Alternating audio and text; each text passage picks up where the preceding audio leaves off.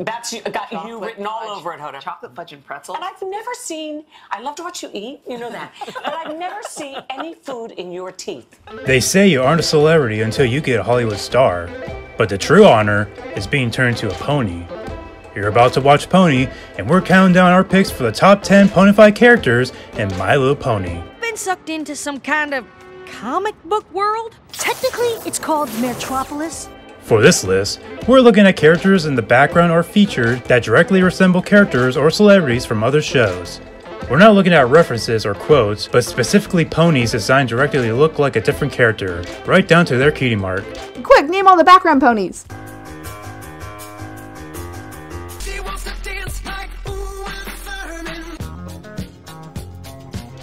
A few of these characters are also featured on top 10 Easter eggs in My Little Pony, so if you like this list, be sure to check out that list as well.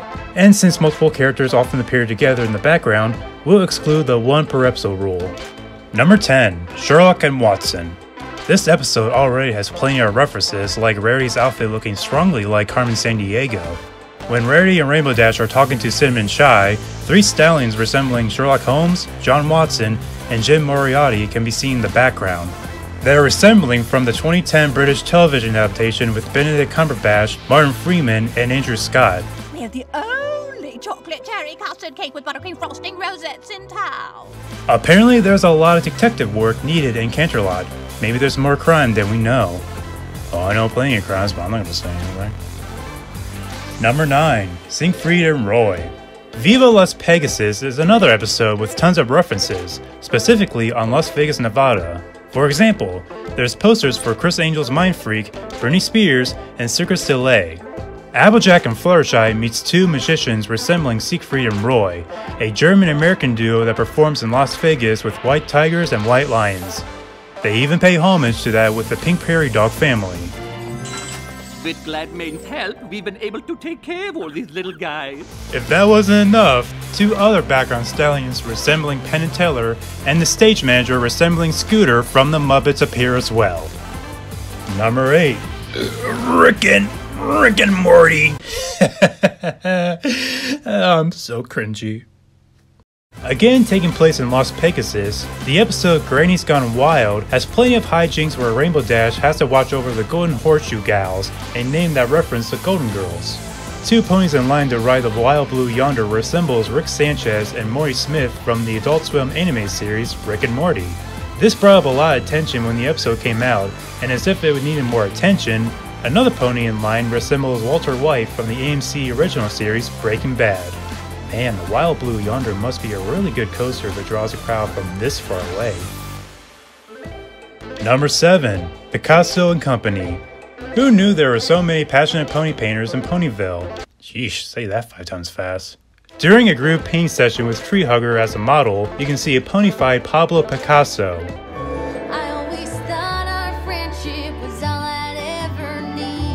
Salvador Dali is also there painting something similar to Dali's Persistence of Memory, and Andy Warhol is there as well.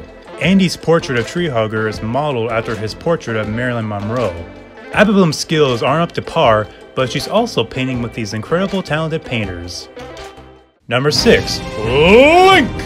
This appearance is quick, but it surprised a ton of Nintendo and Zelda fans alike.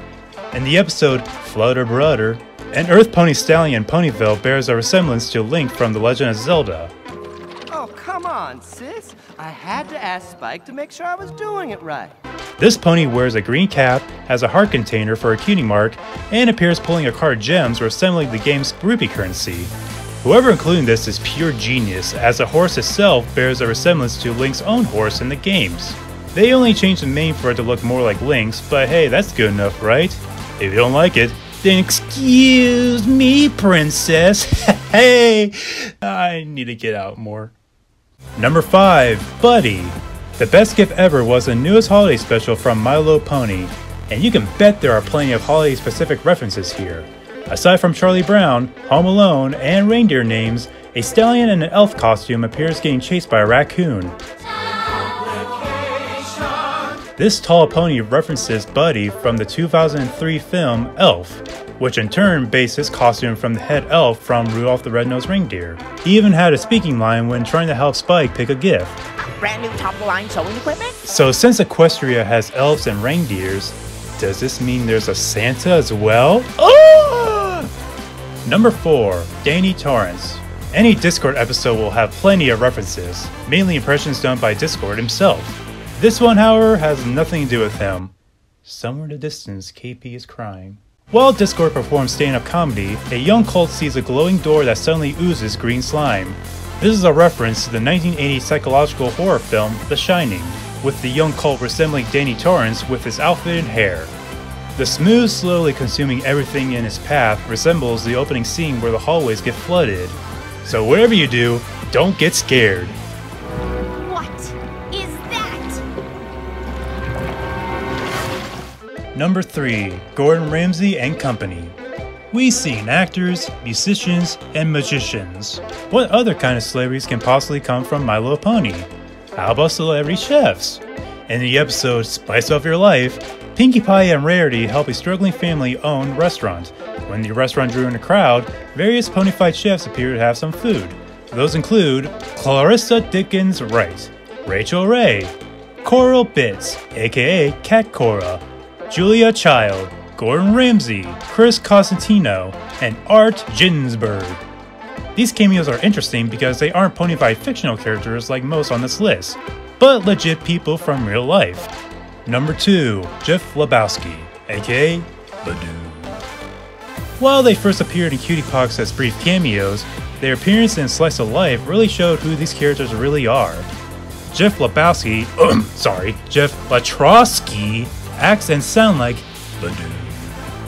Walter's cutie mark is a briefcase alluding to the film's ransom plot, and during the pan shot of the wedding guests during the mayor's speech, Jeff Latrosky and Walter are visible in the third row on the right side. Donnie is apparently absent, but Walter is holding a red coffee can with a blue lid. Spoilers! You've been warned.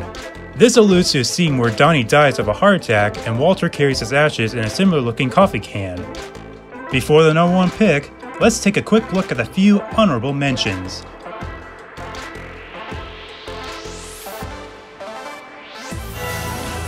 And Rock Hooks appears to be one of them.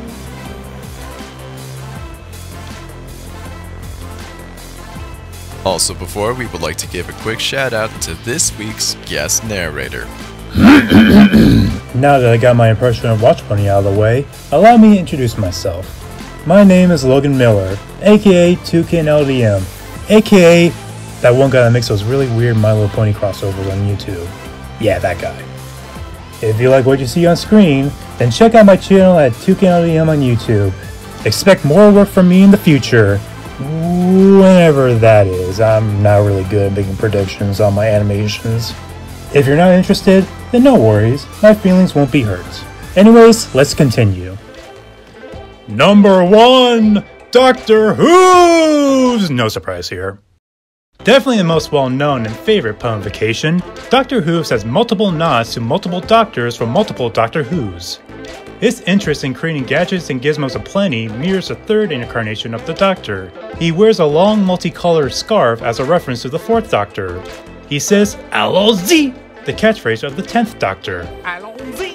He is also seen next to Rose, which was the name of the 9th and 10th Doctor's companion, and throughout the episode he wears a bow tie, the trademark of the 11th Doctor. You got all that? Don't worry, it's all in a matter of time. Do you agree with our list? Oh no, Rick. I haven't got any pants on. My tail looks like a piece of poop, Rick. This place is freaking me out. Who is your favorite Ponified character? Let us know in the comments below. But for more top 10s posted every week, be sure to subscribe and check out WatchPony.com for more. Thank you for watching, and again, a big thanks to our guest narrator, Toucan LDM. Be sure to check his channel out, and you may now look away.